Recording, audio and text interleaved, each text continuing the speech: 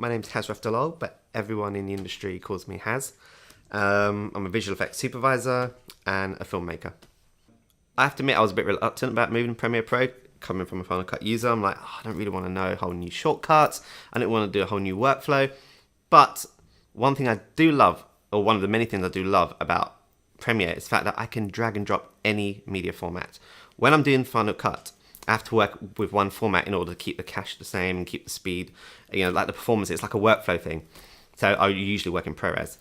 With Premiere, I don't need to worry about that. So I could be, ingesting all my footage in ProRes 444, and then I could create visual effects shots and render them out as DPXs or TIFFs, or I can get other guys to supply material to me and they can give it to me in whatever format. And all I do is drag and drop. It never affected performance. So with me, I didn't spend time having to conform an edit or ingest or do all the technical things. I just had to focus on just editing, and the speed was just amazing. And that's the thing that really attracted me. And I realized this on the get-go on the first day. I'm like, wow, this is amazing. As I started using Premiere, I started realizing you can do so much more than just editing.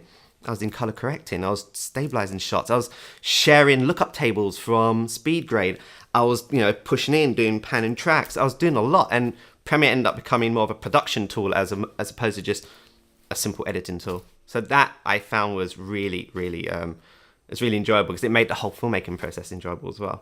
Another thing I like to mention is the fact that when I did jump between Audition, Premiere, After Effects, SpeedGrade, Prelude, even though there were different programs and different uses, the interface was always the same.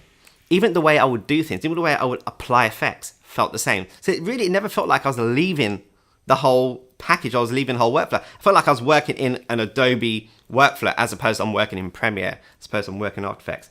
Again, that really helps because, again, all I'm focused with is being creative. I'm not worried about, am I jumping from one program to another? So, that was my experience with Kronos.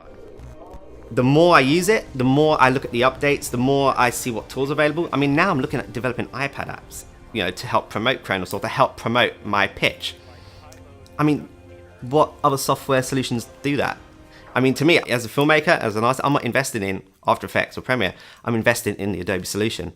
That's key to the way my future is going to be as a filmmaker.